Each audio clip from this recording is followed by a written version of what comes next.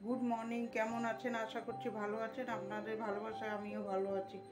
এখন টিফিন করছি, আলুর তরকারি আর পরোটা, ওইটা আপনাদের সাথে শেয়ার করছি। আলুর তরকারিটা বসিয়ে দিয়েছি আর পরোটাটা করব। বর মশাই গেছে বাজারে, ততক্ষণ আমি এগুলো করে নিই। দেখতে থাকুন, আশা করছি আপনাদের ভালো লাগবে। এই যে টিফিন করতে চলে আসলাম, পরোটা ভাজবো। পরোটাগুলো ভেজে নিচ্ছি, আলুর তরকারি বসিয়ে দিয়েছি। পেঁয়াজ আর পাঁচফোড়ন দিয়ে হালকা পাতলা পরোটার তরকারি করছি। আমার বরমশাই রুটি খাবে, আমি আর আমার মেয়ের পরোটা বানাচ্ছি। এই পরোটাগুলো ভালো করে ভেজে নেব। গরমে যত তেল মশলা কম খাওয়া যায় ততই ভালো, কিন্তু আমার পরোটা আজকে ভালো লাগে। এবারে যে বরমশাই বাজার থেকে চলে এসছে, কচু শাকটা সিদ্ধ হোক। আজকে রোববার না, খাবার মেনুটা বেশিই থাকবে, ওই জন্য সকাল থেকে শুরু করে নিয়েছে। যা গরম পড়েছে, কচু শাকটা সিদ্ধ হতে থাক, দেখতে থাকুন।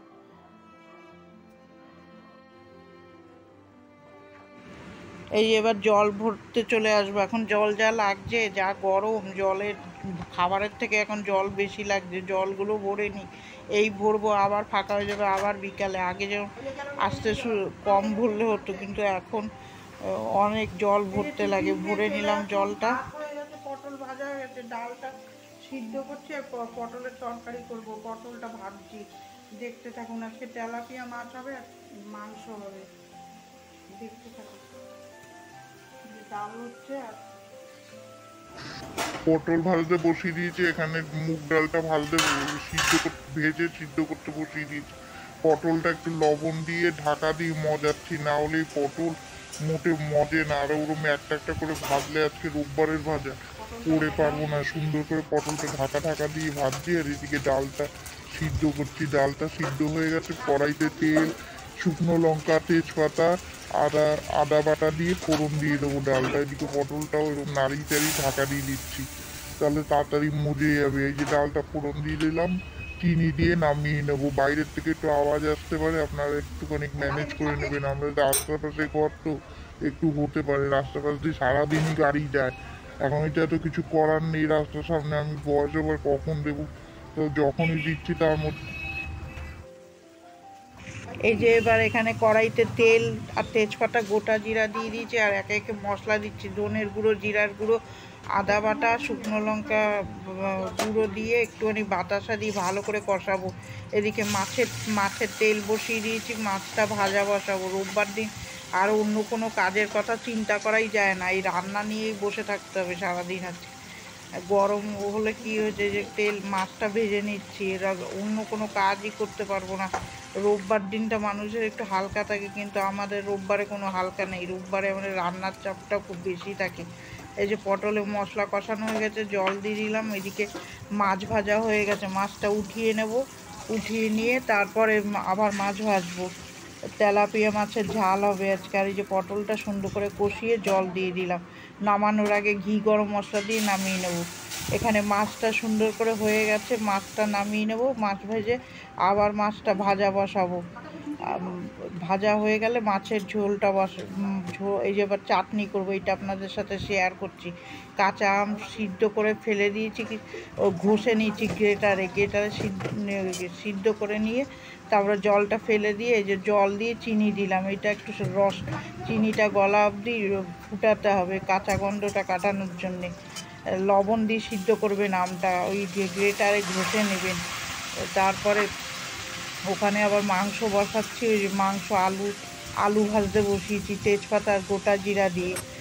হাত দেখুন চলতেই থাকবে, একটু সময় বন্ধ নেই। তারপরে তো আরও কাজ আছে, যে মাংসগুলো দিয়ে দেবো, তাহলে কোনো আঁশটা গন্ধ হবে না। মাংসটা ভেজে নেবো। ওইদিকে চিনির জলটা ভালো করে ফুটুক, তারপরে আমগুলো দিয়ে দেবো, সিদ্ধ করা আমটা গ্রেট করে রেখেছি। ওইটা সুন্দর করে যে কষিয়ে মাংসটা আর আলুটা ভাজা ভাজা করে নেবো।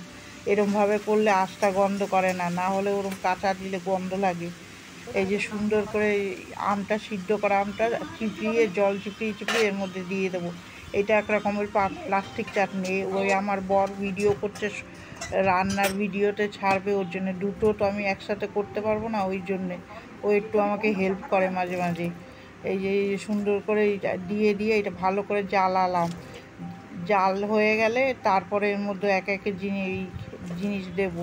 ওর মধ্যে একটু মিশ্রি দেবো আর কিশমিশ দেবো, আর ওই ইয়ে দিয়ে নামিয়ে দেবো। এখানে এবার মশলা দিচ্ছি, জিরার গুঁড়ো দিলাম, শুকনো লঙ্কার গুঁড়ো, আদা রসুনের পেস্টও দিয়ে দিয়েছি, ভালো করে কষাবো মাংসটা। আর এখানে চাটনিটা ভালো করে জাল খাক, তারপরে এর মধ্যে একটুখানি মিশ্রি দেবো। এটা এরকম সাদা থাকবে, হলুদ দেবেন না, তাহলে ভালো লাগবে না। আর এটা যদি দেখতে হয় আপনারা রান্নার চ্যানেলে গিয়ে পুরোটা দেখে নেবেন, পুরো ওইটা আলাদা করে দেওয়া। এটা ভালো করে কষিয়ে নিচ্ছি, মাংসটা একদম তেল ছাড়া অবধি কষাবো। কষিয়ে যে আমার বরমশাই আজকে একটু হেল্প করছে রান্না, আমি দুটো নিয়ে পারছি না, ওই জন্য উনি একটু নাড়িয়ে চাড়িয়ে দিচ্ছে, না হলে আমি করে পারছি না। ওদিকে মাংসও লেগে যাচ্ছে, এদিকে চাটনিটাও এরকম হচ্ছে। এটা এরকম করে হাত দিয়ে নাড়াতে হবে, একদম ঝোল রাখা যাবে না, প্লাস্টিক চাটনির মতন। আপনারা এর মধ্যে একটু খেজুরও দিতে পারেন, ভালো লাগবে। খেজুর, আমি কিশমিশটা দেবো, কাজু দেবো না, কিশমিশ দেবো আর একটুখানি সাদা তিল দেবো উপর দিয়ে।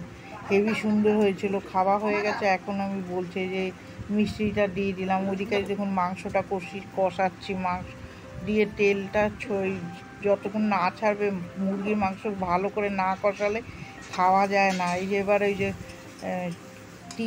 সাদা তিল দিয়ে দেবো একটুখানি উপর দিয়ে, খুব সুন্দর হয়েছিল খেতে। তারপরে ওই কিশমিশ দেবো, দিয়ে নামিয়ে দেবো। আমি প্লেন বানিয়েছি, আপনারা চাইলে একটুখানি খেজুর মেজুর দিতে পারেন, ওইটা আরও ভালো লাগবে খেতে। আমি ওগুলো দিইনি। আর এই যে জল দিয়ে দিলাম, মাংস হয়ে গেছে কষানো, জল দিয়ে দিলাম। এবার চাটনিটা উপর দিয়ে একটুখানি কি মনে করলাম বলতে, তিল দিয়ে দেবো, সাদা তিল দিয়ে নামিয়ে নেবো। দুপুরে লাঞ্চ মেনুতে হয়েছে ডাল, মুগ ডাল, ওই যে আলু পটলের তরকারি, তেলাপিয়া মাছ, কচুর শাক, পটল ভাজা।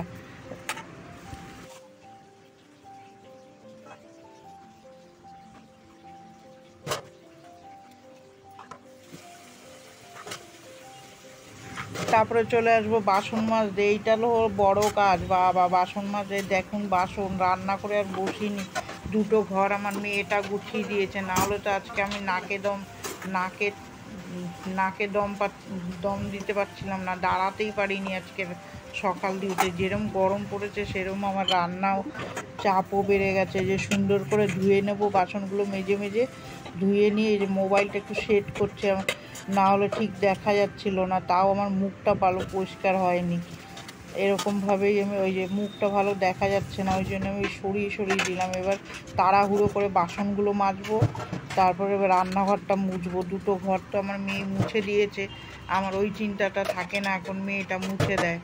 আমার দুটো ঘর রোজ মুছতে হয় না, ওর যেদিন ভালো লাগে না সেদিন আমি মুছি, না হলে ওই মুছে দেয়। বিছনাটাও তোলে, ও খুব হেল্প করে, আমার বড় আমাকে হেল্প করে, আমার মেয়েও হেল্প করে। আমাদের বলতে হয় না, একজনের কাজ করে দিই আমরা, ওই নিয়েই থাকি সারাদিনই। আমাদের মোটামুটি কাজের মধ্যে দিয়েই যায়। আর এই ব্যবসা তো বন্ধ করা যাবে না, যতই গরম হোক। রোববারে একটু চাপটা বেশি থাকে, অন্যদিন একটু চাপটা বলা যায় না, আবার ফোনের উপরে কাজ করে তো, ওই জন্যে আজকেও যেরকম চাপ আবার কালকেও হতে পারে, বলা যাবে না আগের থেকে। রোববারটা একটু বেশি থাকে। ভিডিওটা কার ভালো লাগছে একটা লাইক দেবেন, আর ভালো লাগলে একটু কমেন্ট করে জানাবেন, নাহলে আমি বুঝতে পারছি না ভিডিওটা কীরকম হচ্ছে। ভয়েস ওভার দিতে খুব কষ্ট হয়, এই যে গাড়ির আওয়াজে ভয়েস ওভার দিতে পারি না। বিকালে তো দেওয়াই যায় না, তাও আমি বিকালে দিয়ে রাখছি কেন, সকালে আমার সময় হয় না। এই যে ঘরটা মুছে নিচ্ছি, এবার রান্নাঘরটা এই সুন্দর করে দেখুন মুছে নেব, ফটাফট করে মুছে নেবো। ওইদিকে জামা কাপড় আছে এক গাঁটটিখানিক, ওগুলোও গুছাতে হবে। আমি আবার কাজ ফেলে শুয়ে থাকতে পারবো না, সব করেই শোবো। গুছাতে পারি বিকালে, কিন্তু বিকালে আমার এনার্জি লাগে না, বেশিরভাগই আমি শুয়ে থাকি। ওই মোবাইলের কাজ করতে হয়, শুয়ে থাকি না, মোবাইলের কাজ করি। এগুলো করে না রাখলে সকালে আমার সময় হয় না। এই যে রান্নাঘরটা মোছা হয়ে গেল, গ্যাসটাও তো মুছে নিয়েছি, ওইটা আপনাদের সাথে শেয়ার করিনি। এই যে দরজাটা ভিজা ন্যাকড়া দিয়ে সুন্দর করে মুছে নেব, যেটুকু পারি হাতের সামনে সেটুকু কাজ আমি করে নিই, যাতে পরে একদম নোংরা হয়ে গেলে উঠাতে অসুবিধা হয়। রোববারে তো তেল কাজটা বেশি হয়, মাছ মাংস রোজই হয়, তাও আর রোববার দিনটা একটু বেশিই হয়, রান্নার চাপটা বেশি থাকে আর তেল কাজটা থাকে। আমি আবার নোংরা করে থাকতে পারি না। সুন্দর করে পরিষ্কার করে নিলাম, পরিষ্কার করে এই যে চলে আসলাম জামা কাপড় গুছাতে। এই জামা কাপড় গুছিয়ে নেবো একে একে। কালকে কেচেছিলাম, ওগুলো শুকিয়ে গেছে সুন্দর করে। মোবাইলটা সেট করে নিচ্ছে, আমি তো ধরে ধরে কাজ করতে পারি না। কার কার ভিডিওটা ভালো লাগছে একটা লাইক দেবেন, আর আমার সাথে থাকবেন, আর ভালো থাকবেন, সুস্থ থাকবেন। এই গরমে জল খাবেন বেশি করে, আর যত পারবেন ঠান্ডা খাবেন। ভিডিওটা